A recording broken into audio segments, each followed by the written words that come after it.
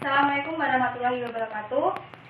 Kami dari kelompok 3 ingin mempresentasikan mengenai partisipasi politik, di mana kita beranggotakan yang pertama ada Janita Eka Kami, Yufri Murtiningsih, Saputra Wijaya, dan Agung Rohman. Di sini ada beberapa poin yang akan kita bahas. Yang pertama adalah konsep atau pengertian dari partisipasi politik. Yang kedua ada bentuk-bentuk partisipasi politik. Yang ketiga ada tingkatan partisipasi politik. Yang keempat adalah faktor pendukung. Yang kelima adalah faktor penghambat. Keenam fungsi. Ketujuh manfaat partisipasi politik. Dan yang kedelapan adalah upaya mengembangkan partisipasi politik. Saya Janita Eka Kami dengan NPM 19133200030 akan menyampaikan mengenai konsep partisipasi politik dan bentuk-bentuk dari partisipasi politik. Untuk yang pertama adalah konsep partisipasi politik. Nah, konsep partisipasi politik ini terdiri dari dua kata, yaitu partisipasi dan politik. Partisipasi yaitu perihal turut berperan serta dalam suatu kegiatan, sedangkan politik adalah usaha menggapai suatu kehidupan yang baik. Jadi, partisipasi politik ini adalah kegiatan seseorang atau kelompok untuk ikut serta dalam kehidupan berpolitik secara aktif. Yang selanjutnya adalah bentuk-bentuk partisipasi politik. Dari segi kegiatannya dibagi menjadi dua. Yang pertama ada partisipasi aktif, yang kedua adalah partisipasi pasif. Partisipasi aktif ini sendiri adalah bentuk kegiatan partisipasi politik yang berorientasi kepada segi masukan dan juga pengeluaran dari sistem politik itu sendiri. Sebagai contoh, kegiatan warga negara yang mengajukan suatu usulan kepada kegiatan berpolitik. Yang kedua adalah partisipasi pasif, di mana partisipasi pasif ini berorientasi hanya kepada segi keluarnya saja. Sebagai contoh, seseorang hanya menaati peraturan dari pemerintah yang telah diberikan. Selanjutnya, Samuel P. Huntington dan John Nelson membagi bentuk-bentuk partisipasi politik menjadi 5 bagian, yaitu yang pertama adalah kegiatan pemilihan, di mana kegiatan mencari suara dalam pemilihan umum, menjadi anggota dari kegiatan politik itu sendiri atau mencari suatu dukungan. Yang kedua adalah lobby, yaitu kegiatan perorangan atau kelompok dalam menghubungi pimpinan politik untuk mempengaruhi suatu keputusannya. Yang ketiga adalah kegiatan organisasi, di mana mereka suatu individu dalam organisasi berperan untuk mempengaruhi pengambilan suatu keputusan. Yang keempat adalah contacting, mereka suatu individu atau kelompok dalam membangun jaringan dengan pejabat pemerintah untuk mempengaruhi keputusan mereka. Dan yang kelima adalah tindakan kekerasan, di mana mereka melakukan suatu kegiatan yang dapat menciptakan kerusuhan. Nah, Milbert M. L. Gould membagi menjadi 7 partisipasi politik di tingkat individu. Yang pertama adalah apatis inaktif, di mana mereka tidak beraktivitas yang berpartisipatif dan tidak pernah melakukan pemilihan. Yang kedua adalah passive supporters, yaitu memilih secara teratur dan membayar pajak. Bisa dikatakan bahwa mereka adalah mencintai negaranya.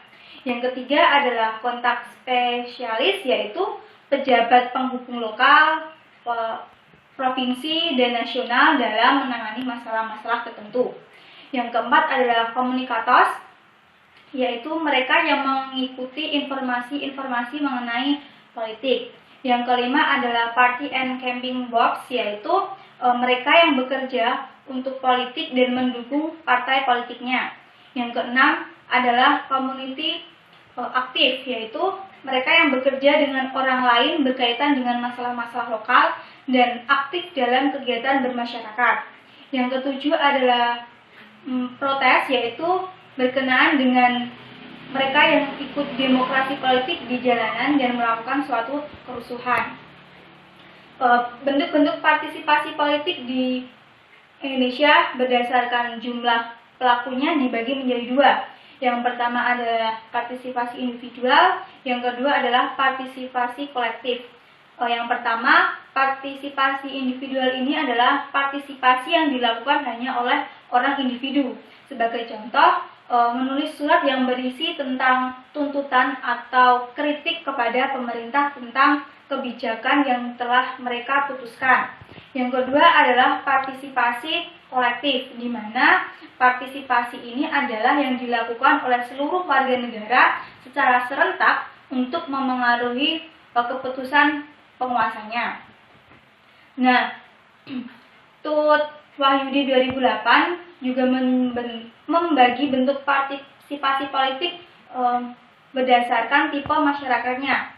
TUT Wahyudi membaginya menjadi 3. Yang pertama adalah masyarakat primitif, di mana mereka cenderung erat integrasinya dengan kegiatan masyarakat pada umumnya. Jadi, masyarakat primitif ini partisipasi politiknya cenderung berkembang. Nah, untuk partisipasi berkembang ini adalah kombinasi dari institut dari pengaruh modern dan juga tradisional, di mana partisipasi politiknya cenderung lebih tinggi dan sebagian juga cenderung lebih rendah. Dan yang terakhir adalah masyarakat totaliter, di mana mereka berusaha mengontrol partisipasi dalam politiknya pada semua tingkatan.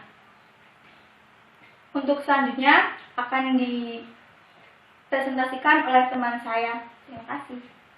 Assalamualaikum warahmatullahi wabarakatuh. Perkenalkan, nama saya Yusri Mordjiningsih, NPM 19133200033. Di sini saya akan menjelaskan tentang tingkatan partisipasi politik. Tingkatan partisipasi politik mencerminkan kapasitas partisipan dalam berpartisipasi politik, yang dimana semakin tinggi tingkatan yang ditepati, maka semakin tinggi pula tingkatan partisipasi politiknya. Tingkatan partisipasi politik meliputi beberapa hal. Yang pertama yaitu aktivis yang di dalamnya berkenaan dengan pejabat, partai sepenuh waktu, dan pemimpin partai. Yang kedua, partisipan yang mencakup petugas kampanye, anggota aktif dari partai atau kelompok tersebut, yang di dalamnya dia mempunyai kepentingan dalam proyek sosial. Yang ketiga yaitu pengamat yang meliputi atau menghadiri rapat umum, anggota partai atau kelompok yang mempunyai kepentingan memberikan suara dalam pemilu. Yang keempat yaitu orang yang apolitis. Tingkatan partisipasi politik menurut Huntington dan Nielsen, Rush and Althoff sebagai berikut. Yang pertama yaitu menduduki jabatan politis atau administratif. Yang kedua, mencari jabatan politik atau administratif. Yang ketiga, keanggotaan aktif suatu organisasi politik. Yang keempat yaitu keanggotaan pasif suatu organisasi politik. Yang kelima yaitu keanggotaan aktif suatu organisasi semu politik. Yang keenam yaitu keanggotaan pasif suatu organisasi semu politik. Yang ketujuh yaitu partisipasi dalam rapat umum, demokrasi, dan sebagainya. Yang kedelapan yaitu partisipasi dalam diskusi politik, informasi, minat umum, dan bidang politik. Yang kesembilan yaitu voting atau pemberian suara. Ada juga faktor-faktor pendukung partisipasi politik. Faktor-faktor yang mempengaruhi tinggi rendahnya partisipasi politik seseorang yaitu dengan adanya kesadaran politik dan kepercayaan kepada pemerintah atau sistem politik, yang dimana yang dimaksud dengan kesadaran politik di sini merupakan kesadaran akan hak dan kewajiban sebagai warga negara. Oleh hal ini menyangkut pengetahuan seseorang tentang lingkungan masyarakat dan politik. Yang dimaksud dengan kepercayaan kepada pemerintah ialah apakah ia menilai pemerintah dapat dipercaya dan dapat dipengaruhi atau tidaknya. Ya, ada juga faktor-faktor pendukung partisipasi politik, yaitu yang pertama adalah pendidikan politik. Yang dimaksud dengan pendidikan politik yaitu ada usaha untuk memasyarakatkan politik dalam arti mencerdaskan kehidupan politik rakyat, meningkatkan kesadaran setiap warga negara dalam kehidupan berbangsa dan bernegara. Yang kedua yaitu kesadaran politik. Kesadaran politik adalah suatu proses batin yang menempatkan kenaifan dari setiap warga negara agar urgensi kenegaraan dalam kehidupan bermasyarakat dan bernegara. Yang ketiga yaitu sosialisasi politik. Sosialisasi politik ialah istilah yang digunakan untuk menggambarkan proses dengan jalan mana yang belajar tentang politik dan mengembangkan orientasi pada politik. Adapun alat yang dapat dijadikan sebagai perantara atau sarana dalam sosialisasi politik, antara lain yaitu keluarga, sekolah, dan partai politik. Sekian presentasi dari saya. Wassalamualaikum warahmatullahi wabarakatuh. Oke, materi selanjutnya yaitu tentang faktor-faktor penghambat partisipasi politik. Seperti yang kita tahu, ada banyak orang yang tidak berpartisipasi dalam kegiatan politik. Hal ini disebabkan oleh beberapa hal, antara lain yang pertama, apatis atau masa bodoh.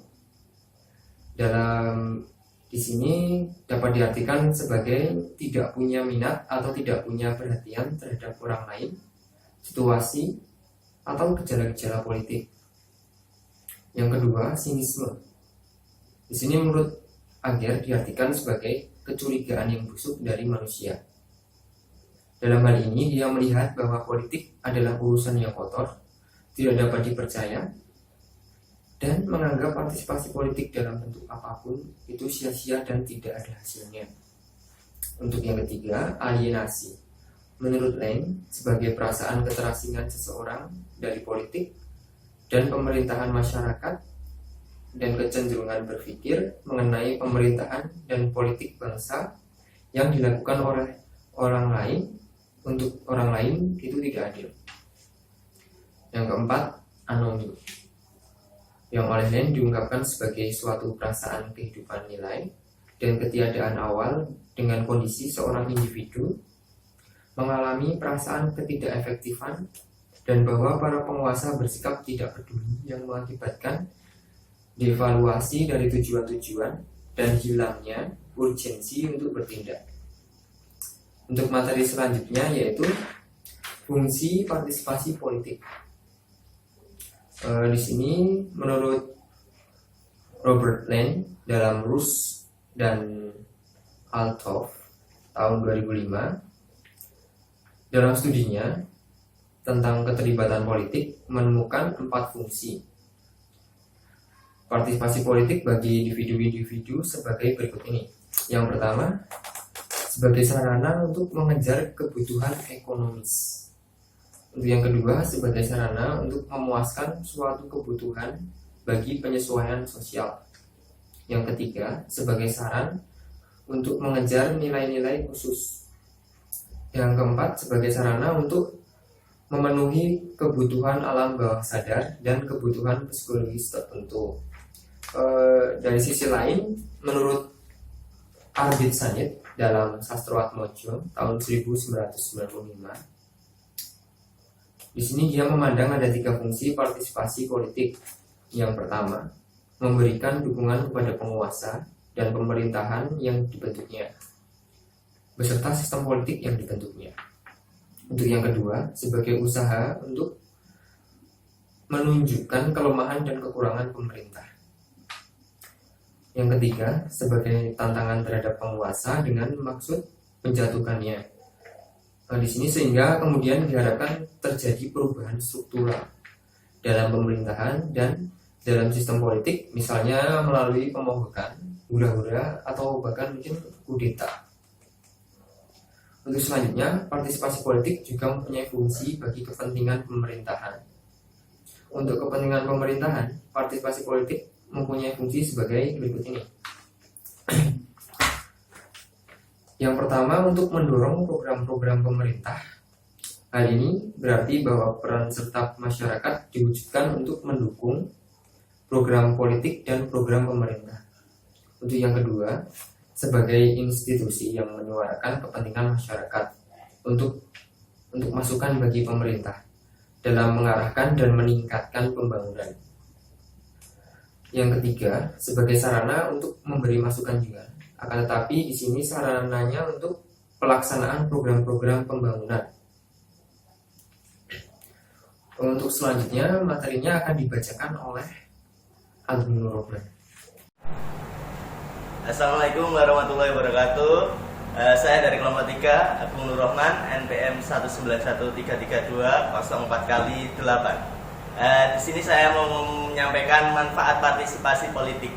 Yang pertama yaitu manfaat partisipasi politik bagi pemerintah meliputi yaitu yang pertama yaitu mendorong program-program pemerintah sebagai institusi yang menyuarakan kepentingan masyarakat untuk masukan bagi pemerintah dan telah mengarahkan dan meningkatkan pembangunan. Yang ketiga yaitu sebagai sarana untuk memberikan masukan, saran, dan kritik terhadap pemerintah dalam perencanaan dan pelaksanaan program-program pembangunan. Yang selanjutnya yaitu manfaat partisipasi politik. Berikut ini merupakan manfaat partisipasi politik menurut para ahli. Yaitu yang pertama menurut Robert Lynn, yang pertama yaitu sebagai sarana untuk mengejar kebutuhan ekonomi. Yang kedua yaitu sebagai sarana untuk memuaskan suatu kebutuhan bagi penyesuaian sosial. Yang ketiga sebagai sarana mengejar nilai-nilai khusus. Dan yang keempat sebagai sarana untuk memenuhi kebutuhan alam bawah sadar dan kebutuhan psikologis tertentu. Dan yang kedua yaitu menurut Adi Sanit. Yang pertama yaitu memberikan dukungan kepada penguasa dan pemerintah yang dibentuknya beserta sistem politik yang dibentuknya. Yang kedua sebagai usaha untuk menunjukkan kelemahan dan kekurangan pemerintah. Yang ketiga yaitu sebagai tantangan terhadap penguasa dengan maksud menjatuhkan sehingga diharapkan terjadi perubahan struktural dalam pemerintahan dan dalam sistem politik. Nah, selanjutnya yaitu upaya mengembangkan partisipasi politik. Untuk mengantisipasi dan memberi solusi terjadinya penurunan angka partisipasi warga negara, maka perlu ditingkatkan efektivitas pendidikan politik bagi warga negara di Indonesia. Pendidikan politik di Indonesia adalah pendidikan yang diarahkan untuk mewujudkan kesadaran politik yang tinggi bagi warga negara, sehingga mereka sadar akan hak dan kewajibannya dalam kehidupan berbangsa dan bernegara, termasuk kesadaran untuk menggunakan hak pilihnya dalam pemilu berdasarkan Pancasila dan Undang-Undang 1945. Untuk itu, mata pelajaran pendidikan Pancasila, pendidikan kewarganegaraan, dan pendidikan ilmu pengetahuan sosial merupakan kelompok mata pelajaran yang mampu mendorong mewujudkan kesadaran untuk berpartisipasi politik. Ya, cukup sekian presentasi dari kelompok kami. Kurang lebihnya saya mohon maaf. Wassalamualaikum warahmatullahi wabarakatuh.